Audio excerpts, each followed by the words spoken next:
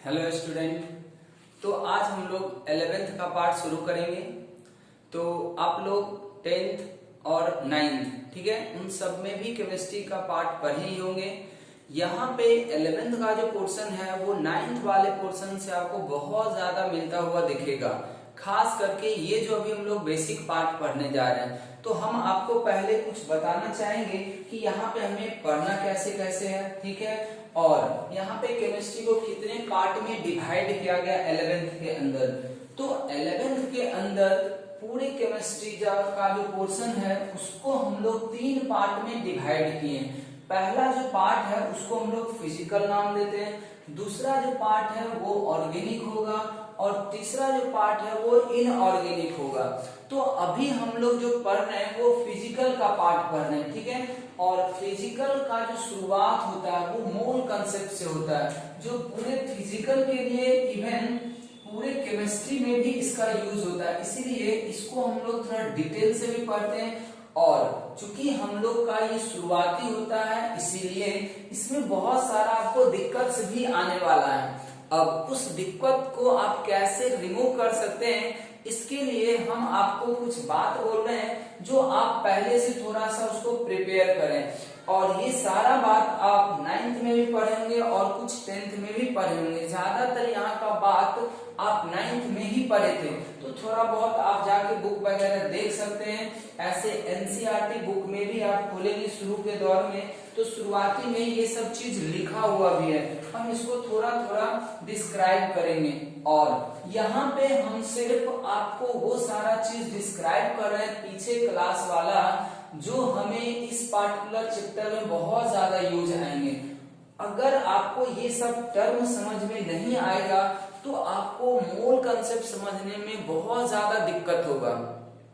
बहुत बच्चे को मोल कंसेप्ट बहुत ज्यादा टफ लगता है और उन्हें लास्ट तक समझ में नहीं आता है। इसका कारण ये हो सकता है, जैसा कि हमें ऐसा लगा कि आपको कुछ वर्डिंग इसमें यूज होगा क्वेश्चन के अंदर। अगर आपका वो वर्ड क्लियर नहीं है तो आपको मोल कंसेप्ट को समझने में परेशानी हो सकता है। तो हम अभी फिलहाल मोल कंसेप्ट शुरू करने से पहले उन सारे वर्ड को या उन सारे टर्म को डिस्क्राइब करने जा रहे हैं जिसे हम लोग इस चैप्टर के अंदर बहुत ज्यादा यूज करते हैं। सबसे पहला जो होगा वो ऐसा सब टर्म है, जैसे देखिए पहला टर्म है एटम, दूसरा है मॉलिक्यूल। इन छोटे छोटे टर्मों को हमें बहुत अच्छे तरीके से समझ में रखना होगा कि एटम और मॉलिक्यूल क्या एक दूसरे के लिए अलग होते हैं। फिर आएंगे एलिमेंट, फिर होता है कंपाउंड, ये सब आप 9th में भी पढ़ेंगे। उसके बाद अब यहाँ पे आएगा मोल, एक अलग वर्ड, ये भी 9th में पढ़ेंगे। फिर से आएगा हमारा ग्राम, एटम, मोल को और भी नाम से हम लोग जानते हैं, वो हम लोग आगे पढ़ते हैं। फिलहाल अगर हम इन 4 टर्म को आपको समझाने की कोशिश करें, जो भी 5 टर्म लिखे हैं, इसमें से हम अभी एटम और मॉलिक्यूल को यहाँ पे देखें डिस्क्राइब किए हुए हैं, ठीक है। अब ये एलिमेंट और कंपाउंड भी इसी में आ जाएगा और बच जाएगा हमारा मोल। तो इसके बारे में तो हम लोग अभी डिटेल से पढ़ेंगे। तो पूरे मोल कंसेप्ट को बच्चों हम लोग 2 पार्ट में पढ़ते हैं। तो अभी जो हम शुरू करने जा रहे हैं 11th का पोर्शन वो है मोल कंसेप्ट 1। अब हम समझते हैं कि इतना सभी लोगों को याद होगा कम से कम, ठीक है, जो 10th स्टैंडर्ड में बच्चे पढ़ते होंगे, कम से कम 1 से 20 तक एटॉमिक नंबर तो याद होगा सारे का। उसके बाद किस एटॉमिक नंबर के एलिमेंट का सिंबल क्या होता है ये सभी लोगों को याद होगा। किसी भी एलिमेंट के अंदर कितने इलेक्ट्रॉन होते हैं, कितने प्रोटॉन होते हैं, कितने न्यूट्रॉन होते हैं, ये सब चीज पता होगा, ठीक है। अगर नहीं भी पता तो ये सारा चीज हम यहाँ भी जल्दी से रिपीट करेंगे। कारण क्या है कि अगर ये सब चीज नहीं आता है, इलेक्ट्रॉन निकालने, प्रोटॉन निकालने, न्यूट्रॉन निकालने, तो आपको इस पार्ट में भी दिक्कत होगा। तो वो सारा चीज को हम लोग पहले क्लियर आउट करेंगे, ठीक है। उसके बाद ही हम लोग मोल कंसेप्ट को शुरू करने जा रहे हैं। उसके बाद इसमें और आपको जरूरत पड़ सकता है एटॉमिक सिंबल का, कि एटम के सिंबल को हम लोग कैसे लिखते हैं, तो उसको रिप्रेजेंट कैसे करते हैं। दूसरी चीज उसका मास का भी जरूरत पड़ सकता है, तो वो सारा चीज हम यहाँ पे अभी लिखेंगे, ठीक है। और इसके पीछे का जो भी हम 9th में पढ़े वो एक बार रिकॉल कर लें। अब जैसे मैटर का डेफिनेशन, मैटर को हम कितने पार्ट में डिवाइड किए थे, प्योर सब्सटेंस, इम्प्योर सब्सटेंस, वो सारा चीजें डेफिनेशन के तौर पे आप वो देख सकते हैं। उन सब डेफिनेशन का यहाँ पे कोई जरूरत नहीं होने वाला है। हम प्रीवियस पार्ट का भी या प्रीवियस क्लास का भी सिर्फ वो सारा टर्म यहाँ पे डिस्कस करेंगे जो हमें इस पार्टिकुलर क्वेश्चन टॉपिक के क्वेश्चन बनाने में यूज होते हैं। तो अब हम यहाँ से शुरू कर रहे हैं। सबसे पहला जो टर्म आएगा वो है एटम। इन सबको आप थोड़ा डिटेल से समझें और ध्यान से आराम से समझ जाएंगे सारी चीजों को, थोड़ा सा आप फोकस रहें। तो एटम का डेफिनेशन हम लोग समझना, अब देखिए डेफिनेशन 9th-10th के लेवल पे हम लोग डेफिनेशन याद करते हैं। यहाँ पे आपको एक प्रॉपर ढंग से पढ़ना पड़ेगा कि हमें फोकस किस चीजों पे करना है, क्या हमें याद रखना, क्या हमें नहीं याद रखना, या फिर क्या हमें सिर्फ समझ लेना। अगर आप इस तरीके से 11th-12th नहीं पढ़ेंगे तो आपके लिए बहुत मुश्किल होगा, क्योंकि यहाँ पे बहुत ज्यादा सिलेबस होते हैं, ठीक है। तो हमें किन पोर्शन पे फोकस करना है, क्या चीज हमें बस समझ लेना है, किसका हमें लैंग्वेज भी याद रखना है, इन सब चीजों को भी आपको थोड़ा सा ध्यान देना होगा। तो अब जैसे देखें हम बात करते हैं एटम का, तो एटम का आपको प्रॉपर डेफिनेशन याद हो तो बहुत अच्छी बात है, याद होनी भी चाहिए। लेकिन अगर हम सिर्फ क्वेश्चन बनाने के पॉइंट ऑफ व्यू से बात करें तो एटम का डेफिनेशन याद होना जरूरी नहीं है, ठीक है। हमें क्वेश्चन में सिर्फ यूज क्या आएगा, तो जो चीज यूज आने वाला है वो बात हम सिर्फ समझ लें, ठीक है, कि ऐसा होता है। अब हम वो प्रॉपर्ली ढंग से लिख पा रहे हैं या नहीं लिख पा रहे हैं उससे सवाल नहीं बनेगा। बट आप केमिस्ट्री पढ़ रहे हैं तो एटम का डेफिनेशन तो सबको पता ही होना चाहिए। तो हम यहाँ पे बात कर रहे हैं सिर्फ कि एटम होता क्या था। ऐसा माने कि हमारे पास क्या होते हैं, एलिमेंट्स होते हैं, ठीक है। और किसी भी एलिमेंट का जो सबसे स्मॉलेस्ट पार्ट होता है उसी को हम लोग क्या बोलते हैं, एटम बोलते हैं। आप इसको बस ऐसे ही याद रख लें, आपको अंग्रेजी लिखने आ रहा है या नहीं आ रहा उससे सवाल पे कोई फर्क नहीं पड़ने जा रहा। अब बात को अगर समझ रहे हैं तो हमारा सवाल बन जाएगा। बस आपके दिमाग में ये सिर्फ छोटा सा बात सेट कर लेना है कि जब भी एटम के बारे में पूछे या कहीं एटम का डिस्कशन आए तो सीधा आपको ये समझना है कि ये किसी भी एलिमेंट का, जिसको हम लोग तत्व भी बोलते थे हिंदी में, तो एलिमेंट का जो सबसे छोटा पार्ट होता है उसी को हम लोग क्या बोलते हैं, एटम बोलते हैं, ठीक है। अब इसके बाद का जो भी पॉइंट लिखा हुआ ये कभी भी क्वेश्चन में यूज नहीं होने जा रहा। क्वेश्चन में जो यूज होगा बस ये वाला पॉइंट, ये आपको याद हो जाना चाहिए, ठीक है। उसके बाद कहता है कि that retains characteristics and chemical properties of that element. किसी भी एलिमेंट का जो प्रॉपर्टीज होता है या उसका केमिकल कैरेक्टरिस्टिक्स होगा वो सब का सब एलिमेंट के एटम में ही मौजूद होते हैं। सारा चीज हम एटम से ही डिस्क्राइब करते हैं, तो यहाँ पे यही चीज लिखा गया है।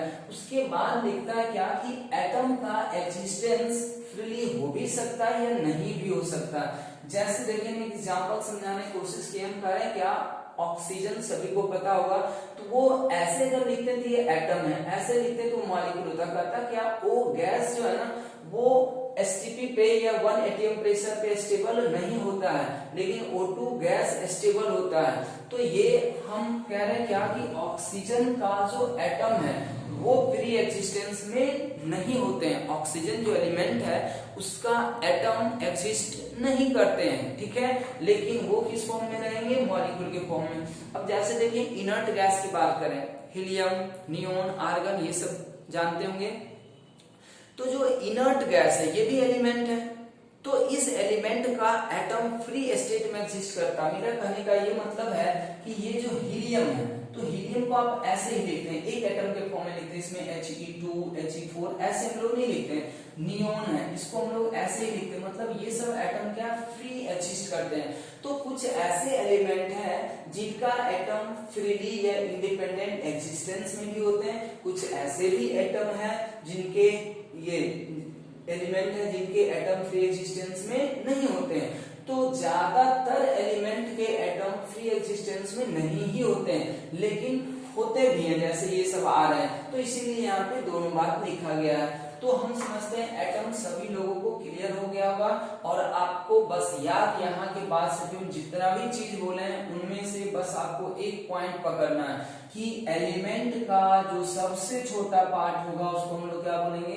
एटम बोलेंगे। बस बाकी से कोई लेना देना नहीं है। आप एक बार सुन लीजिए, ध्यान रखना, याद रह जाए तो भी ठीक है, नहीं याद रहे तो भी कोई फर्क नहीं पड़ने वाला सवाल बनाते समय, खासकर क्वेश्चन करते समय। अब यहाँ देखिए नोट में पॉइंट लिखे, ये सब बात आपको क्वेश्चन में यूज करते समय अच्छा से लगाना पड़ेगा। हम क्या कर रहे हैं कि अगर मान लीजिए कोई एलिमेंट है, जैसे हम बात करते हैं ऑक्सीजन का, तो ऑक्सीजन एक एलिमेंट है, ठीक है, सारे एलिमेंट्स होते हैं। हम बात करते हैं मैग्नीशियम का, हम बात करते हैं सोडियम का। तो अब सोचिए कि हम बोल दें, ठीक है, तो हमें पेपर पे वर्क करना होता है, बोर्ड पे वर्क करना होता है। जैसे हम यहाँ पे बोर्ड पे पढ़ा रहे हैं, तो हम क्या करना चाह रहे हैं, हम कहते हैं मैग्नीशियम, तो मैग्नीशियम बोले, मैग्नीशियम का इतना एटम, तो हमें कैसे दिखाना होगा उस चीज को। तो यहाँ पे यही लिखा गया है कि एक एटम, ध्यान है, एन एटम लिखा हुआ, ऑफ एनी एलिमेंट, किसी भी एलिमेंट के एक एटम को रिप्रेजेंट करने का तरीका क्या होता है, उसका सिंबल। इसीलिए हम अभी थोड़ा देर पहले बोले थे कि सभी लोगों को 1 से 20 तक, कम से कम हम कह रहे हैं, ऐसे तो 30 तक जाए, 40 तक जाए, 30 तक मैक्सिमम होता है, 40 तक जाने की जरूरत भी नहीं पड़ता।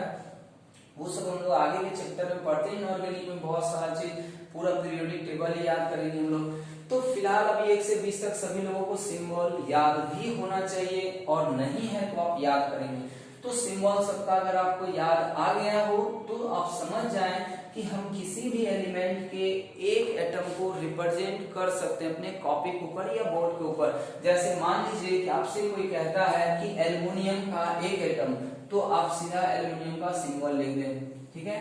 आपसे कोई पूछता है कि एल्युमिनियम के 2 एटम, तो एल्युमिनियम को 2 बार लिख दें। आपसे कोई कहेगा एल्युमिनियम का 3 एटम, तो आप एल्युमिनियम का 3 एटम ऐसे लिख देंगे, 1 एटम, 2 एटम, 3 एटम, ठीक है। कोई कहता है कि सोडियम का हमारे पास 5 एटम है, तो उसको बोर्ड पे हम कैसे दिखाएंगे, हम ऐसे दिखाएंगे, 1 atom, 2 atom, 3 atom, 4 atom, 5 atom. हम तो कहेंगे आपको कि ये मोल कंसेप्ट अगर आपको बहुत अच्छी तरीके से समझना है तो आप स्टार्टिंग के टाइम में केमिस्ट्री के लैंग्वेज से थोड़ा हट के समझें इसको, ठीक है। जब आप धीरे धीरे आगे बढ़ेंगे तो आपको फिर से लगेगा हाँ समझ में आ गया। अगर हम अभी इसके लैंग्वेज पे जाना शुरू करेंगे तो ये टॉपिक बहुत ज्यादा पेचीदा भी आपको लगेगा। इसीलिए आपको ऐसे समझना है ना कि हम जैसे केमिस्ट्री पढ़ ही नहीं रहे हो, सीधा हम लोग गिनती वगैरह करने की कोशिश कर रहे हैं। तो यहाँ पे पूरे मूल कंसेप्ट में आपको एक ऐसा ही लगेगा कि एलिमेंट्री मेथड चल रहा है मैथमेटिक्स का, ठीक है। तो हम अभी आपको बस 2 चीजों पे फोकस करने बता रहे हैं, और अगर आप ये 2 चीज ध्यान रख लें, ठीक है, याद लैंग्वेज रखने की जरूरत नहीं है, सिर्फ ध्यान रख लें सुन के कि एटम क्या होते हैं, तो किसी भी एलिमेंट का सबसे छोटा पार्टिकल होते हैं। और कोई भी एलिमेंट का अगर एटम लिखने देगा तो हम उसको कैसे लिखेंगे अपने कॉपी के ऊपर, तो उस एलिमेंट का सिंबल लिख देंगे। अब अगर किसी एलिमेंट का संख्या पूछेगा, ये किसी एलिमेंट के एटम का संख्या पूछेगा, जैसे मान लीजिए कोई कहेगा कि मैग्नीशियम का हमारे पास 7 एटम है, तो इसका क्या मतलब समझेंगे। इसका मतलब आप ये समझ लें कि मैग्नीशियम को हमको कितने बार लिख लेना है, 7 बार लिख लेना। अगर कोई कहता है कि हमारे पास सिलिकॉन का 4 एटम है, तो आप उसको कैसे समझेंगे, तो सिलिकॉन का सिंबल हो गया ऐसा ही, 4 एटम है, इसका मतलब उसको हम 4 बार लिखेंगे। तो इस तरीके से आपको समझना है एटम को, ठीक है। तो यहाँ तक सभी लोगों को क्लियर हो गया होगा। अब हम दूसरा जो पार्ट आते हैं वो आते हैं मॉलिक्यूल के ऊपर, ठीक है। दूसरा पार्ट हमारा क्या है, मॉलिक्यूल। अब देखिए मॉलिक्यूल क्या होता है, इसको हम लोग अणु बोलते हैं। अब कहता है smallest unit of A compound. Compound को हम लोग क्या बोलते थे, यौगिक भी बोलते हैं इसको हिंदी में।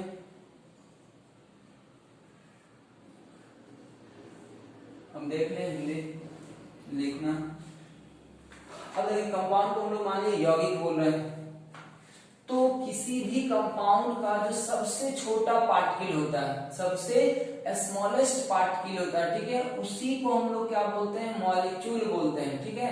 अब देखें यहाँ पे दो, एलिमेंट का छोटा पार्टिकल एटम, कंपाउंड का छोटा पार्टिकल मॉलिक्यूल। अब ये एलिमेंट क्या होते हैं, कंपाउंड क्या होते हैं, इन सभी चीज के बारे में आप 9th में भी पढ़े होंगे, ठीक है। तो जैसे हमारे पास जितना भी पीरियोडिक टेबल में लिखा गया सबका सब एलिमेंट होता है, ठीक है। अब अगर हम एक से ज्यादा एलिमेंट को मिला देते हैं तो उसको हम लोग क्या बोलते हैं, कंपाउंड बोलते हैं, और उसी कंपाउंड का जो सबसे छोटा पार्ट होगा उसको हम लोग मॉलिक्यूल बोलते हैं। तो एक्चुअली क्या होता है कि अगर एक से ज्यादा एलिमेंट कंबाइन होते हैं तो वो कंपाउंड कहलाते हैं, ठीक है। और उसी में हम लोग अगर एटम के स्तर से बात करें कि जब एक से ज्यादा एटम किसी भी एलिमेंट का कंबाइन हो जाएंगे तो वो मॉलिक्यूल बना देंगे, ठीक है। तो यहाँ से अब हम लोग मॉलिक्यूल का डेफिनेशन समझते हैं कि ये कंपाउंड का स्मॉलेस्ट यूनिट होता है और इसका कंपोजिशन और केमिकल प्रॉपर्टीज वापस क्या होंगे, रिटेन होंगे। अब जैसे देखें यहाँ पे हम लोग बात करें वापस कि इसका रिप्रेजेंटेशन कैसे होगा, तो किसी भी कंपाउंड के मॉलिक्यूल को रिप्रेजेंट करने के लिए हम उसका फॉर्मूला लिखा करेंगे। और वापस में दो चीज हो गया, आप यहाँ देखिए सिंबल हो गया और क्या हो गया, फॉर्मूला हो गया। तो सिंबल लिखने का मतलब है आप एलिमेंट के एटम को रिप्रेजेंट कर रहे हैं, और कंपाउंड का अगर हम फॉर्मूला लिखते हैं तो इसका मतलब हुआ कि उसके मॉलिक्यूल को रिप्रेजेंट कर रहे हैं, और मॉलिक्यूल का इंडिपेंडेंट एग्जिस्टेंस होता है, और ये मॉलिक्यूल हमेशा एटम के कॉम्बिनेशन से बनेंगे।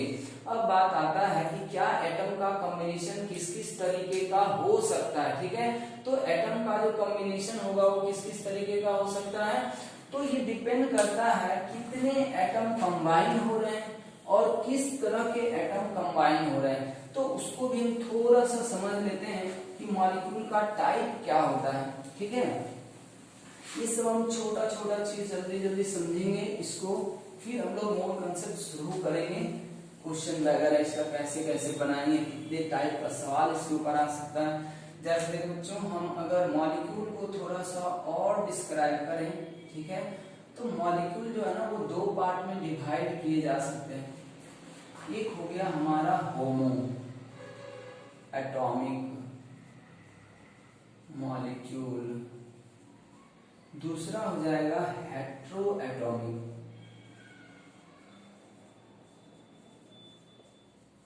अब ये नाम से पता चल रहा है होमो एटॉमिक का क्या मतलब होता है। होमो एटॉमिक का मतलब होता है चूंकि मॉलिक्यूल बनाना है तो मॉलिक्यूल कैसे बनते हैं, एटम के कॉम्बिनेशन से बनते हैं। अगर सेम एटम कंबाइन हो रहा है, सेम एटम विल कंबाइन, छोटा छोटा हम बस ऐसे हिंट कर रहे हैं आपको, ये सब बहुत ज्यादा लैंग्वेज लिख के याद रखने की जरूरत नहीं है। सेम एटम विल कंबाइन, अगर सेम एटम कंबाइन होते हैं तो वो सब के सब क्या कहलाएंगे, होमो एटॉमिक मॉलिक्यूल। जैसे देखें एग्जांपल अगर हम लोग दें, हाइड्रोजन हाइड्रोजन आपस में कंबाइन हो गया, बन गया H2, नाइट्रोजन नाइट्रोजन आपस में कंबाइन हो गया N2।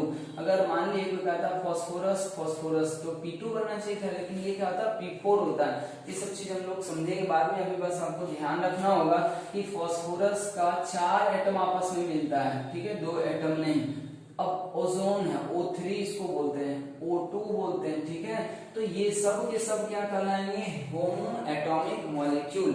अब देखें यहाँ से कि होमो एटॉमिक में भी हमें अलग अलग तरह का मिल रहा है, इसमें 2 एटम, इसमें 2 एटम, इसमें 4 एटम, इसमें 3 एटम, इसमें 2 एटम। तो इस बेसिस पे भी नाम दिया गया है, ठीक है। इस तरह के कंपाउंड का नाम क्या होगा, आपको एक साथ लिख दे रहे हैं, एक कैटेगरी वाला ये आ जाएगा O3, ये हो जाएगा P4, ऐसा करके S8 भी कर सकते हैं etc। अब इस तरह का जो होता है इसको हम लोग बोलते हैं डाई एटॉमिक। इसको क्या बोलेंगे बच्चों, डाई एटॉमिक। डाई मतलब दो एटम से मिलकर बना, इसलिए ये है डाई एटॉमिक। ये 3 एटम से मिलकर बना, इसलिए इसको हम लोग क्या बोलेंगे, ट्राई एटॉमिक। ये सब टर्म जो है ना कभी कभी क्वेश्चन में यूज किया हुआ रहता है, तो आपको कंफ्यूजन ना हो कि ये क्या लिखा गया है। तो कभी भी डाई एटॉमिक लिखता है इसका मतलब वैसा मान लेंगे, कि कोई भी ऐसा मॉलिक्यूल रहा होगा जिसमें 2 एटम रहे होंगे एक मॉलिक्यूल के फॉर्मेशन में, इसको हम लोग क्या बोलेंगे बच्चों, ऑक्टा एटॉमिक। ऑक्टा मतलब 8, टेट्रा मतलब 4। अब देखें हेट्रो एटॉमिक, हेट्रो का मतलब क्या होता है, डिफरेंट एटम। इसमें क्या होगा बच्चों, डिफरेंट एटम विल कंबाइन। अगर कहीं पे डिफरेंट एटम कंबाइन होता है तो उसको हम लोग क्या बोलेंगे, हेट्रो एटॉमिक। जैसे कि एग्जांपल अब समझ लें इसको, हम अभी यहाँ छोटा छोटा एग्जांपल दे रहे हैं जो आप लोग देख ही रखे होंगे, HCl, NH3, water molecule, CO2 gas. देखें ये सब के सब क्या हो जाएंगे, हेट्रो। हेट्रो क्यों, क्योंकि इसमें एक एटम हाइड्रोजन का, एक एटम क्लोरीन का। जहां भी सिंबल लिखा है बच्चों हमेशा ध्यान रखें वो उस एलिमेंट का एटम है। जैसे इसमें हम लोग क्या देंगे, Cl, इसका मतलब ये क्लोरीन है। क्लोरीन एक एलिमेंट है, जब हम Cl लिखते हैं तो उसका एक एटम हो गया। अगर मान लीजिए हम आपको दिखाते हैं SnCl2, ये क्या लिखे हम लोग, SnCl2। अब देखें SnCl2 है तो अब कोई कहेगा कि आप इस मॉलिक्यूल को जज करो, तो जज करो तो आपसे कोई पूछता कि इस SnCl2 के अंदर कौन कौन सा एलिमेंट है। मेरे बात पे ध्यान दें, क्या पूछे आपको, एलिमेंट।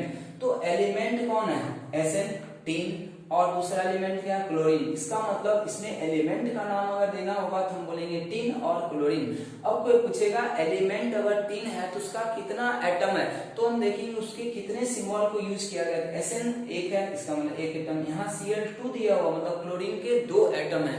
तो अगर कोई पूछता आपसे कि SnCl2 जो मॉलिक्यूल बना है उसका फॉर्मेशन कैसे हुआ, तो आप क्या बोलते हैं, एक Sn एटम और 2 Cl एटम को जब कंबाइन करेंगे तब जाके एक SnCl2 का फॉर्मेशन होगा। तो इसी तरीके से आप ध्यान रखेंगे। क्या हम इसको डायटोमिक बोल सकते हैं, बिल्कुल बोल सकते हैं। ट्राई या टेट्रा, टेट्रा हो जाएगा, ये कितना हो जाएगा, ट्राई, फिर ये कितना हो जाएगा, ट्राई हो जाएगा। तो ये जो वर्डिंग है ना वो एटम के ऊपर डिपेंड करता है। इसको हम लोग मॉलिक्यूलरिटी भी समझते हैं आगे, या एटॉमिसिटी भी बोलते हैं। वो सब टर्म हम लोग धीरे धीरे सीखते रहेंगे। आपको फिलहाल अभी तक हमें क्या क्या याद रख लेना था, हम एक बार फिर से रिपीट कर दे रहे हैं, अब ध्यान से सुने। इसीलिए हम बार बार कह रहे हैं कि पढ़ाते समय बहुत सारा चीज आपको यहाँ पे बताया जाएगा, लेकिन फोकस आपको अभी कुछ लिमिटेड चीजों पे करना है। क्योंकि जब स्टार्टिंग का दौर होता है ना तो सारा बात आप ध्यान नहीं रख सकते हैं, तो हमें सिर्फ अभी क्वेश्चन बनाने ध्यान देना, और पूरा मूल कंसेप्ट जो है वो क्वेश्चन से ही रिलेटेड होता है। इसका क्वेश्चन आप जितना ज्यादा अच्छी तरीके से बनाएंगे, बाकी फिजिकल में बेस आपका उतना ही ज्यादा स्ट्रांग होगा। ये पूरा का पूरा न्यूमेरिकल पोर्शन है, इसलिए हमेशा फोकस आपको न्यूमेरिकल पोर्शन पे करना है इस टॉपिक के लिए। अब पढ़ने के लिए यहाँ पे देखिए थ्योरी बहुत सारी चीज होती है, लेकिन हम आपको पहले ही बता रखे हैं कि 11th और 12th स्टैंडर्ड में आपको अगर एक रिजल्ट देना है तो आपको अकॉर्डिंग टू टीचर पढ़ना होगा या अकॉर्डिंग टू सिलेबस पढ़ना होगा कि हमें फाइनली किस चीज से हमारा क्वेश्चन अराइज होगा, उसके ऊपर हमें ज्यादा ध्यान देना। पढ़ने का कोई लिमिटेशन नहीं है, आप जितना ज्यादा पढ़ें उतना ज्यादा आपको मिलता जाएगा, लेकिन हमें एक फिक्स्ड बाउंड्री में पढ़ना है, एक प्रॉपर सिलेबस को फॉलो करना है, और उसी सिलेबस के ऊपर कितने डिफरेंट टाइप से सवाल पूछे जा सकते हैं, मेन ये होता है। अगर आप इस तरीके से पढ़ेंगे तभी आप, मान लीजिए मोर कंसेप्ट पढ़ना शुरू करेगा बच्चा तो पढ़े जा रहा उसको एक लिमिटेशन में रख के हमें करना, जो प्रॉपर चीज पढ़ना, थ्योरी पे थ्योरी पढ़े जा रहा, सवाल आएगा तो उसे बनेगा नहीं, तो फिर वो पढ़ने का कोई मतलब हुआ नहीं। तो हमेशा मेरा फोकस क्वेश्चन के ऊपर होगा इस टॉपिक के लिए। तो अब हम लोग को ये बात सारा चीज समझ में आ गया होगा, ठीक है।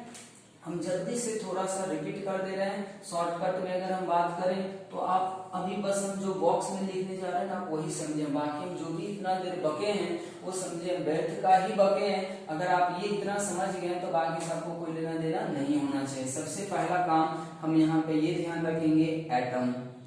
एटम किसके लिए यूज होता है, या आप ऐसे सोचें कि अगर एलिमेंट आता है तो एलिमेंट का जो सबसे स्मॉलेस्ट पार्ट होगा उसको बच्चों आप क्या याद रखेंगे शॉर्ट में, एटम। दूसरा है कंपाउंड, दूसरा क्या है बच्चों, कंपाउंड। कंपाउंड का जो स्मॉलेस्ट पार्टिकल होगा वो क्या होगा आपके लिए, मॉलिक्यूल, ठीक है। और अभी हम लोग ये मॉलिक्यूल का टाइप पर हैं, होमो और हेट्रो। होमो मतलब सेम, हेट्रो मतलब डिफरेंट, हेट्रो, ठीक है। और आप यहां भी याद रख सकते हैं, इसको हम किससे रिप्रेजेंट करते हैं, तो रिप्रेजेंटेड बाय सिंबल। और इसको किससे रिप्रेजेंट करते हैं, तो रिप्रेजेंटेड बाय फॉर्मूला। और हमेशा ध्यान रखें, एक फॉर्मूला लेते हैं तो एक मॉलिक्यूल हुआ, 2 बार उस फॉर्मूला को लिखेंगे 2 मॉलिक्यूल लिखा जाएगा, 3 बार लिखेंगे 3 मॉलिक्यूल लिखा जाएगा। जैसे अगर कोई कहे, हम आपको एग्जांपल दे रहे हैं, अगर कोई कहे 5 एटम्स ऑफ मैग्नीशियम, इसका क्या मतलब होगा, 5 एटम ऑफ मैग्नीशियम का क्या मतलब है, आप क्या समझते हैं। तो आपको सीधा समझना है कि मैग्नीशियम बोला है, यहाँ पे एक्चुअली हमको ऐसे लिखना चाहिए मैग्नीशियम। अब सोचिए मैग्नीशियम क्या है, एक एलिमेंट है, ठीक है। तो इसका 5 एटम दिखाना है, तो हम कैसे देखेंगे, तो 1 Mg, 2 Mg, 3 Mg, 4 Mg और ये 5 Mg हो गया, ठीक है। अब इसी को कोई कहता है कि 3 मॉलिक्यूल ऑफ अमोनिया, 3 मॉलिक्यूल अगर कोई अमोनिया का कहता है, ठीक है, तो आप क्या लिखे बताएं। अमोनिया का फॉर्मूला क्या होता है, NH3 1 मॉलिक्यूल, फिर NH3 2 मॉलिक्यूल, फिर NH3 3 मॉलिक्यूल। अब देखें, अगर आपको ये इतना बात सिर्फ समझ में आ गया, ये सब चीज हम मिटा रहे हैं, ठीक है, इसमें से आपको कोई चीज याद रखने का जरूरत नहीं है। अब अगर फाइनली आप इतना बात याद रख लेंगे तो हमारा जितना भी अभी चीज हम समझाने की कोशिश किए हैं वो सिर्फ आप यहां से ही समझ सकते थे, ठीक है। अब जैसे देखें, अगर आप ये दोनों पॉइंट समझे तो आप यहीं से आप ढेर सारे आंसर कर सकते हैं, ठीक है, ढेर सारे क्वेश्चन का आंसर दे सकते हैं। अब देखें, हम क्या पूछे आपको, 3 मॉलिक्यूल अमोनिया है, तो आप तुरंत समझ गए कि 3 मॉलिक्यूल का मतलब 3 बार ऐसा लिखना चाहिए। अब यहीं से देखिए हम कितना सवाल आपको पूछने जा रहे हैं, आप शायद सबका आंसर करेंगे, बस गिनती करना है, मोल कंसेप्ट में सिर्फ गिनती करना है, जोड़ भागा करना, गुना करना, बस यही सब मोल कंसेप्ट है। आप सोचे अगर कोई यहीं से ऐसा पूछता, हम यहाँ लिख रहे हैं इसी का पोर्शन यहीं पे पूछते हैं। देन पहला सवाल है, calculate number of hydrogen atom in 3 molecule of ammonia. अब देखिए ये सवाल में बच्चे कितना कंफ्यूज होंगे, कैसे बनाएं। Calculate number of hydrogen atom in, इसमें पूछा गया 3 मॉलिक्यूल। अब देखिए वर्ड पे हमेशा ध्यान रखें, अभी तो हमारे पास मॉलिक्यूल ही आया, 3 मॉलिक्यूल किसका, अमोनिया का। तो जैसे बोला 3 मॉलिक्यूल मतलब मॉलिक्यूल बोला किसका होगा, तो कंपाउंड का होगा, इसका मतलब उसका फॉर्मूला लिखना चाहिए। तो जैसे ही 3 मॉलिक्यूल बोले तो आप यही तो समझेंगे, 3 बार लिख लिए। अब देखें क्या कह रहा कि 3 मॉलिक्यूल के अंदर बताएं कितना हाइड्रोजन एटम होगा। तो हम आपको यही तो समझाएं कि किसी भी मॉलिक्यूल का जो फॉर्मेशन होता है या कोई भी जो मॉलिक्यूल होगा उसमें 2 या 2 से ज्यादा एटम रहेंगे ही रहेंगे। तो अब हम देखते हैं कि अमोनिया का जो मॉलिक्यूल है उसका फॉर्मेशन कैसे कैसे हुआ। तो अमोनिया का फॉर्मूला आप लिख चुके NH3, तो इसका क्या मतलब है, इस मॉलिक्यूल को अगर समझने की हम कोशिश करें तो हम यही तो बताएंगे कि अमोनिया मॉलिक्यूल के फॉर्मेशन के लिए नाइट्रोजन एलिमेंट का 1 एटम, हाइड्रोजन एलिमेंट का 3 एटम जब आपस में कंबाइन हो जाएगा तब जाके अमोनिया कंपाउंड के 1 मॉलिक्यूल का फॉर्मेशन होगा। अब यहां से देखें कि 3 मॉलिक्यूल में कितना हाइड्रोजन एटम, सोचे 1 मॉलिक्यूल के अंदर 3 हाइड्रोजन एटम, 2 मॉलिक्यूल के अंदर 6 हाइड्रोजन एटम, 3 मॉलिक्यूल के अंदर 9 हाइड्रोजन एटम। तो क्या आप इसका आंसर नहीं कर दिए, कुछ नहीं करना, कोई फॉर्मूला भी हम लोग पढ़े नहीं है, ठीक है, कोई फॉर्मूला इसमें पढ़ने बहुत ज्यादा जरूरत नहीं है। अगर आप बेसिक समझ जाए तो फॉर्मूला कहीं भी यूज नहीं करना पड़ेगा, नहीं तो लास्ट में तो फॉर्मूला आपको लिखा ही देंगे हम। एक तो ऐसा सवाल आ गया। दूसरा सोचें, कैलकुलेट, सब 3 मॉलिक्यूल के अंदर ही पूछ रहे हैं, ठीक है। Calculate number of electron in 3 molecule of NH3। हम अमोनिया लिख रहे हैं, एक्चुअली वो NH3 लिखेंगे, फॉर्मूला वही रहेगा अमोनिया, 3 मॉलिक्यूल ऑफ अमोनिया। कोई फॉर्मूला नहीं, बस आप छोटा छोटा चीज समझे, जोड़ घटा हुआ, सीधा मूल कंसेप्ट का मतलब ही जोड़ घटा हुआ है। अब आराम से इसको कर सकते हैं। अब बताएं, इलेक्ट्रॉन, प्रोटॉन, न्यूट्रॉन, इसीलिए हम बोले थे ये सब चीज सबको याद होगा। और इवन हम एक बार रिपीट भी कर दे रहे हैं। नाइट्रोजन के पास कितना इलेक्ट्रॉन होगा बच्चों? नाइट्रोजन के पास 7 इलेक्ट्रॉन। क्यों? क्योंकि उसका एटॉमिक नंबर 7 होता है फिलहाल के लिए। हाइड्रोजन के पास 1 हाइड्रोजन 1। तो हमसे क्या पूछा, आप सोचें, कह रहा क्या कि 3 मॉलिक्यूल के पास बताइए, अमोनिया के 3 मॉलिक्यूल के पास कितना इलेक्ट्रॉन होगा। तो हम सोचते हैं कि 3 मॉलिक्यूल का मतलब यही तो 3 लिखा हुआ है। अब सोचते हैं कि पहले एक मॉलिक्यूल में निकालते हैं, फिर दूसरे में, फिर तीसरे में कर देंगे। सोचो कि NH3 में इलेक्ट्रॉन निकालना, इलेक्ट्रॉन किसके किसके पास होगा? तो NH3 में है कौन कौन सा एलिमेंट? Nitrogen, hydrogen. अब बताओ नाइट्रोजन के पास अब कितना इलेक्ट्रॉन बताया हमको? 7। फिर एक हाइड्रोजन के पास कितना? 1। तो 3 हाइड्रोजन के पास कितना? 3। इसका मतलब इसमें 7 इलेक्ट्रॉन नाइट्रोजन रखे हुए हैं और 3 हाइड्रोजन मिलके 3 इलेक्ट्रॉन। तो 7 और 3 कितना हो गया? 10 इलेक्ट्रॉन। तो 10 इलेक्ट्रॉन इसके पास, फिर इसके पास भी 10, फिर इसके पास भी 10। इसका मतलब इसका आंसर आप कितना कर दोगे? 30 इलेक्ट्रॉन। इसके पास कितना इलेक्ट्रॉन हो जाएगा? 30 इलेक्ट्रॉन। तो हम समझते हैं कि अगर आप देखें कि सिर्फ अगर आपको एटम क्लियर हो गया, मॉलिक्यूल क्लियर हो गया, तब सारा आंसर कर पा रहे हैं। हम एक और क्वेश्चन आपको देने जा रहे हैं। देखिए कोई फॉर्मूला नहीं पढ़ रहे, ऐसे मोल कंसेप्ट में भी बहुत सारे फॉर्मूले आएंगे, तो हम बिना फॉर्मूला को किए, क्योंकि हम पहले आपको बताएं इसको हमें केमिस्ट्री समझ के नहीं पढ़ना, इसको जोड़ घटाव समझ के हम लोग पढ़ रहे हैं, ठीक है। अब जैसे देखिए कोई कहता है number of proton present in 5 atom of neon, 5 atom of neon। हाँ, लेकिन ये सब चीज आप कभी कर पाएंगे जब आपको थोड़ा बहुत बेसिक पता, और शायद सभी लोगों को इतना तो पता ही होता है किसके पास इलेक्ट्रॉन, किसके पास कितना प्रोटॉन। 10th के बाद 11th में गया, इतना तो हम एक्सपेक्ट कर ही सकते हैं कि सभी लोग जानते ही होंगे। अब बताएं इसका आंसर देखिए, क्या बिना कोई फॉर्मूला लगाए चुटकी नहीं हो सकता क्या? तुरंत करेंगे हम, बस वर्ड पे ध्यान रखें। क्या दिया है? 5 एटम लिखा है, किसका है? नियॉन गैस है, ठीक है। या आप इसको दूसरा भी कर सकते हैं, मान लीजिए हम पहले सोडियम ही करके दिखा रहे हैं आपको। सोडियम है, सोडियम क्या एलिमेंट है।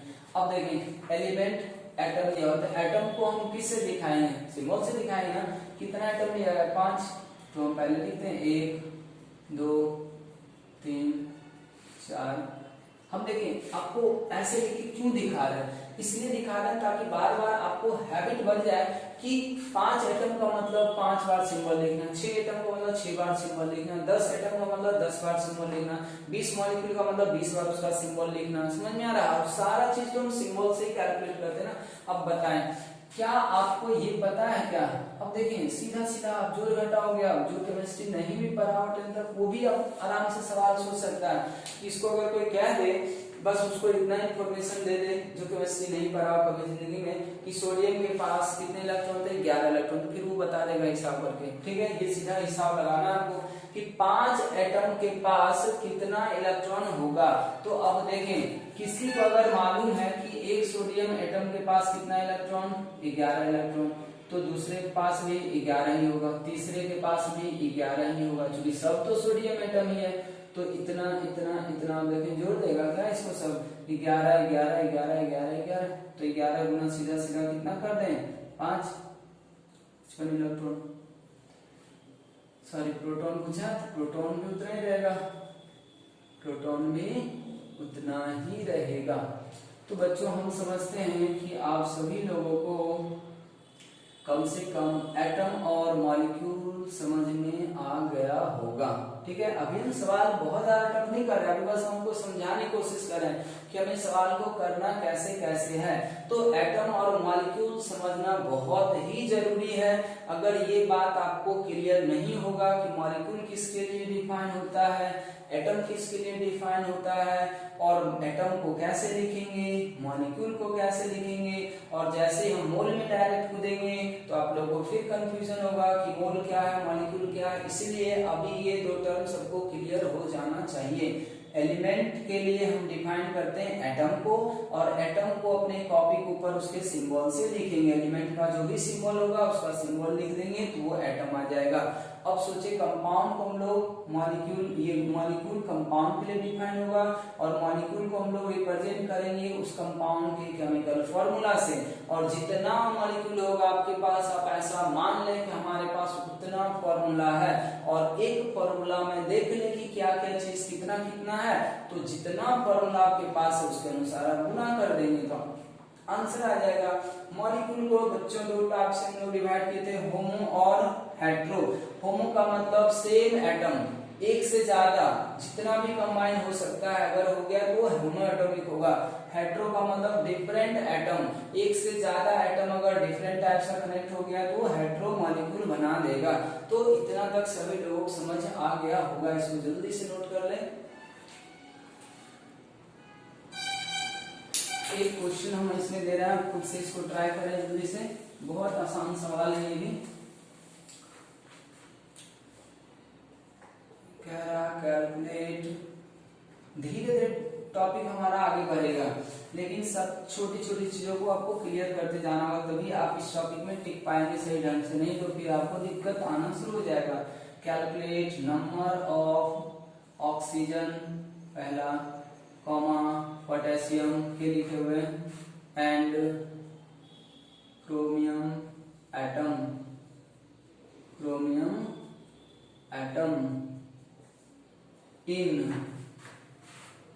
10 molecule of potassium dichromate, potassium dichromate। अब देखिए ऐसा एक सवाल आ गया आपके सामने, ठीक है, कह रहा है कि oxygen atom, sodium atom, chromium atom का संख्या बताना है, कितने में 10 क्या लिखा, मॉलिक्यूल लिखा। इसका मतलब कि जिसका भी होगा मॉलिक्यूल, तो ऑफ के बाद पता चलेगा वो किसका मॉलिक्यूल है। 10 मॉलिक्यूल ऑफ किसका है, पोटेशियम डाइक्रोमेट। इसका मतलब कि हमें पहले उसका फॉर्मूला पता होना चाहिए। जब तक फॉर्मूला पता नहीं रहेगा तब तक हम ये चीज कैलकुलेट नहीं कर सकते हैं, और अगर फॉर्मूला पता चल जाए तो फिर तो गिनती करना। अब देखें, अगर किसी को पता हो तो पोटेशियम का के, डाइक्रोमेट का Cr2O7, ये सब 10th में पढ़े होंगे, 9th में पढ़े होंगे बच्चों। तो ये देख लें कितना आ गया, K2Cr2O7 आ गया मॉलिक्यूल। डाइक्रोमेट, पोटेशियम डाइक्रोमेट का मॉलिक्यूल आ गया। अब बताएं कौन नहीं इसमें गिनती कर सकता, कितना मॉलिक्यूल, 10 मॉलिक्यूल। तो अब सोचे, अब हम लोग शॉर्टकट भी जा सकते हैं, अब सबको समझ में आ रहा होगा। इसको कितने बार लिखना चाहिए, मैं 10 बार, क्या जरूरी है, चलो मैं लिख देता हूँ, 2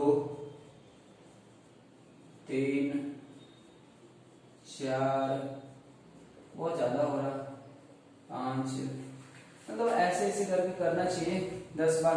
अब सोचो कि अगर हमें जो चीज पूछा गया है, अगर हम एक ही मॉलिक्यूल में निकाल लें तो उसमें क्या करना चाहिए, हमें 10 से गुना ही तो करना चाहिए ना। तो क्या हम पहला आंसर कर पा रहे हैं, क्या पहला oxygen atom, number of oxygen atom, number of oxygen atom. ध्यान से देखिए, वर्डिंग इसमें बहुत ज्यादा इंपॉर्टेंट होता है, नंबर ऑफ ऑक्सीजन एटम। अगर आपको ऑक्सीजन एटम पूछा तो आप क्या करते हैं, देखिए इसमें कितना रहा, एक ऑक्सीजन, ये एक मॉलिक्यूल है, ऐसा ऐसा हमारे पास 10 मॉलिक्यूल है, ये भी है, ये भी है, ये भी है, ये भी है, डॉट डॉट डॉट और जाएगा 10। अब सोचें कि पहले हम इसमें निकालते हैं ऑक्सीजन, फिर इसमें निकालेंगे, फिर इसमें, फिर इसमें, फिर इसमें, सबको जोड़ देंगे, या यूं कहें कि एक में निकाल लें 10 से गुना कर देंगे। अब बताएं एक में कितना ऑक्सीजन एटम दिख रहा है, इसमें 7, तो 7 हो गया, गुना फिर से 7 करते जोड़ते तो 10, तो ये कितना आ जाएगा 70, कितना आ जाएगा 70। अब देखें एक छोटा सवाल यहीं पे ऐसा पूछ देगा तो फिर से लोग गड़बड़ कर देंगे। इसी को हम ऐसे भी लिख सकते हैं 70 ऐसा हो गया, लेकिन सोचे क्वेश्चन तो पूछा नहीं है, चौथा पार्ट जोड़ दें क्या? चलो यही लिख देते हैं, चौथा पार्ट में हम लिख लेना नंबर ऑफ ऑक्सीजन मॉलिक्यूल। अब देखो इसी सवाल में अगर किसी को फॉर्मूला से सिर्फ सवाल बनाने की आदत है ना तो ढूंढते रह जाएगा, उसको कोई फॉर्मूला नहीं मिलने वाला है, वो ढूंढते रह जाएगा, इसका कोई फॉर्मूला नहीं मिलने वाला कि 10 मॉलिक्यूल पोटेशियम डाइक्रोमेट का दे दे और उससे उसमें नंबर ऑफ ऑक्सीजन मॉलिक्यूल का संख्या पूछ दे, ढूंढते रह जाएगा, उसको फॉर्मूला नहीं मिलने वाला। इसीलिए कह रहा बच्चों इसमें हमेशा आपको बेसिक से जाना है, ठीक है, छोटे छोटे टर्म को क्लियर करना। अब सोचो ऑक्सीजन एटम का संख्या आ गया इतना, अब कह रहा है कि number of oxygen molecule, number of oxygen molecule. अब देखो ऑक्सीजन मॉलिक्यूल का मतलब क्या होता है O2, ऑक्सीजन मॉलिक्यूल का मतलब O2 हम पहले लिखे थे, प्री एक्सिस्टेंस एटम का नहीं होता, वो मॉलिक्यूल के फॉर्म में होता है, तो ऑक्सीजन मॉलिक्यूल का मतलब O2। अब सोचो तुम्हारे पास कितना ऑक्सीजन एटम मिला है, जिसमें 10 मॉलिक्यूल पोटेशियम डाइक्रोमेट से तुमको कितना ऑक्सीजन एटम मिला, 70 ऑक्सीजन एटम मिला। अब बताओ कि अगर तुमको एक मॉलिक्यूल बनाना है ऑक्सीजन का तो कितना एटम चाहिए, 2 एटम चाहिए, तो तुम्हारे पास कितना एटम है, 70 एटम है, 70 एटम का कितना मॉलिक्यूल, अगर 2 मिला के 1 तो 70 मिला के क्या करोगे, 2 मिलाओगे तो 35 हो जाएगा क्या, इसका मतलब 35 मॉलिक्यूल हो जाएगा, ठीक है। तो ये हमारा चौथा का आंसर हो जाएगा। अब आते हैं हम लोग तीसरे सवाल पे। तीसरा में क्या कह रहा था हमारा, तीसरा ने दूसरा, ठीक है, दूसरा में क्या कह रहा, नंबर ऑफ पोटेशियम एटम, के एटम मतलब पोटेशियम एटम। अब बताओ पोटेशियम एटम इसमें 2 गुना कितना कर दोगे 10, क्या इसमें मॉलिक्यूल बोल सकते हैं ना, पोटेशियम का बनता ही है तो बोलेंगे क्या K2 एटम है, 2 एटम है, ये K2 मॉलिक्यूल नहीं है, ये ध्यान रहे, ये क्या है पोटेशियम का 2 एटम है, मॉलिक्यूल नहीं है। ये तीसरा अगर हम आए तो ये कितना आ जाएगा क्रोमियम एटम। अब देखो क्रोमियम एटम जो है वो 1 में 2 है, तो वापस फिर से कितना आ जाएगा नंबर ऑफ Cr एटम, 2 गुना कितना कर दो बच्चों 10, ये भी कितना आ जाएगा 20। क्या इसका भी मॉलिक्यूल बनाया जा सकता, नहीं बनता, क्योंकि ये एलिमेंट है, Cr के ही फॉर्म में मिलेगा आपको, ठीक है, मेटल्स हैं। तो इस तरीके से हम लोग सवाल कर सकते हैं। तो छोटी छोटी बातें यहाँ पे ध्यान रखनी है। तो आज के लिए हम लोग इतना ही समझते हैं, फिर आगे हम लोग जो 9th में आप लोग पढ़ चुके हैं AMU, उसको अगले दिन हम लोग डील करेंगे। तो आज के क्लास से हम फिर से एक बार लास्ट में रिपीट कर देना चाह रहे हैं, हम लोग पढ़े क्या है, हम लोग बस 2 चीज पढ़े, एटम का हमें सही तरीके से नॉलेज होना चाहिए, मॉलिक्यूल का हमें सही तरीके से नॉलेज होना चाहिए, ठीक है। एटम किसी भी एलिमेंट का सबसे छोटा पार्ट था और उसको हम लोग उसके सिंबल से रिप्रेजेंट करते हैं, ठीक है। दूसरी बात कि मॉलिक्यूल जो है वो किसी भी कंपाउंड का सबसे छोटा पार्ट है, और हमेशा याद रखें मॉलिक्यूल को रिप्रेजेंट करते हैं उस कंपाउंड के केमिकल फॉर्मूला से, और फॉर्मूला तुमको याद रखना पड़ता है, ठीक है। तो याद ही होगा, नहीं याद होगा तो कुछ कुछ हम लोग लिखते चलेंगे, धीरे धीरे पढ़ते जाएंगे, धीरे धीरे याद भी होता जाएगा। हाँ, अब एक बात और ध्यान रखना कि एटम जब आपस में कंबाइन होते हैं तब जाके मॉलिक्यूल बनते हैं। तो ऐसा सोचें कि नाइट्रोजन एटम बनाना, अगर ये नाइट्रोजन मॉलिक्यूल बनाना, अगर आपको कोई कहता है कि तुमको 10 नाइट्रोजन एटम दे दिए, बताओ कितना मॉलिक्यूल, तो हमें पता है, ये याद रखना होगा, नाइट्रोजन का मतलब N2, नाइट्रोजन मॉलिक्यूल का मतलब N2। तो जब तक आपको ये पता नहीं होगा तब तक फिर आप सवाल नहीं बना सकते। तो इतना सबको पता ही होता है। तो 10 नाइट्रोजन एटम है तो उससे मिलके कितना मॉलिक्यूल बनेंगे, 5 बन जाएंगे, क्योंकि 2 को मिलाते हैं तब 1 मॉलिक्यूल, फिर 2 को मिलाएंगे 1 मॉलिक्यूल, फिर 2 को मिलाएंगे 1 मॉलिक्यूल, ऐसे करना। अब सोचिए कि अगर आपके पास ऑक्सीजन एटम दे देता है, क्या देता है आपको ऑक्सीजन एटम, कहता हमको ओजोन मॉलिक्यूल बताएं, तो ओजोन का आपको ध्यान रखना होगा कि ओजोन मॉलिक्यूल बनाने के लिए 3 ऑक्सीजन एटम को कंबाइन करना पड़ता है। इसका मतलब अगर आपको कहता है कि 30 ऑक्सीजन एटम है तुम्हारे पास, तो बताओ कितना ओजोन मॉलिक्यूल बनेगा। तो समझना जब 3 को मिलाएंगे तो 1 ओजोन मॉलिक्यूल, फिर 3 को मिलाएंगे तो 1 ओजोन मॉलिक्यूल। इसका मतलब 30 एटम अगर ऑक्सीजन का है तो हम उससे कितना ऑक्सीजन ये ओजोन मॉलिक्यूल बना सकते हैं, 30 ही, ये सॉरी 10 बना सकते हैं, क्योंकि एक के लिए 3 चाहिए तो 30 में से हम लोग 10 बना देंगे। ठीक है, तो इस तरीके का भी सवाल हो सकता है। जैसे देखिए यहाँ पे, तो सबसे इंपॉर्टेंट है आप क्वेश्चन के मोल कंसेप्ट के सवाल को ध्यान से पढ़ेंगे, क्लियर करेंगे पहले कि जो दिया हुआ क्वांटिटी वो एटम है कि मॉलिक्यूल है कि मोल है। खैर मोल तो अभी हम लोग समझे नहीं है, तो मॉलिक्यूल और एटम से रिलेटेड जितने भी सवाल आएंगे वो आप कर सकते हैं। इलेक्ट्रॉन प्रोटॉन से भी रिलेटेड सवाल आएंगे तो कर सकते हैं, क्योंकि इलेक्ट्रॉन प्रोटॉन न्यूट्रॉन जो भी होगा वो किसी भी एलिमेंट के एटम के अंदर होता है। तो जब हमें किसी मॉलिक्यूल के अंदर इलेक्ट्रॉन प्रोटॉन न्यूट्रॉन निकालना होता तब हम देखते हैं कि उस मॉलिक्यूल में कौन कौन सा एटम है। तो पहले हम हर एक एटम के पास इलेक्ट्रॉन प्रोटॉन न्यूट्रॉन निकाल लेंगे, सबको जोड़ देंगे तो वो एक मॉलिक्यूल के पास आ जाएगा। अब देख लो तुम्हारे पास कितना मॉलिक्यूल है, तो उसमें उसकी संख्या से मल्टीप्लाई करते चले जाओ। अब अगर हमारे पास मॉलिक्यूल दिया हुआ उसमें किसी पार्टिकुलर एटम का संख्या निकालना, तो हम पहले देखेंगे हमारे पास कितना सारा मॉलिक्यूल्स है, इतना सारा मॉलिक्यूल है। फिर देखो कि एक मॉलिक्यूल के अंदर वो पार्टिकुलर एटम, जैसे हाइड्रोजन पूछ रहा है, तो एक मॉलिक्यूल में हाइड्रोजन कितना 3 है। जैसे मान लो अमोनिया की बात करें तो NH3, तो एक मॉलिक्यूल में 3 हाइड्रोजन एटम, तब क्या फर्क पड़ता है, हमको जितना मॉलिक्यूल देगा उसमें 3 से गुना कर देंगे, हाइड्रोजन एटम आ जाएगा। ठीक है, तो आज के लिए हम लोग यहीं पे स्टॉप करते हैं इसको। अगले दिन हम लोग एटॉमिक मास यूनिट को लेके आएंगे, तो एटम मॉलिक्यूल को आपको क्लियर कर लेना है। थोड़ा बहुत आप NCERT अभी पढ़ सकते हैं स्टार्टिंग के दौर में, अगर आपको नहीं समझना है तो आप अभी क्लास नोट्स को ही पढ़ें, इसको प्रॉपर ढंग से लिखते रहें। अभी आपका सारा चीज क्लियर नहीं होने जा रहा, जब तक इसमें आप टाइम नहीं देंगे, इसमें टाइम लगेगा बच्चों। धीरे धीरे करके हम लोग सारी चीज को क्लियर करते चलेंगे, तो आप पैशंसफुली इसको थोड़ा ध्यान से पढ़ें, और जो जो चीज आपको जरूरत लगता हो कि ये पीछे पढ़ाया गया था वो हमें याद नहीं है तो आपको याद कर लेना चाहिए। जैसे सिंबल के बारे में, किसके पास कितना इलेक्ट्रॉन है, किसके पास कितना प्रोटॉन है, या किसी में न्यूट्रॉन कैसे निकालते हैं, mass number metal number minus करते हैं, ये सब चीज आपको पता होना चाहिए। ऐसे तो हम बोलते चलेंगे। तो आज के लिए इतना ही।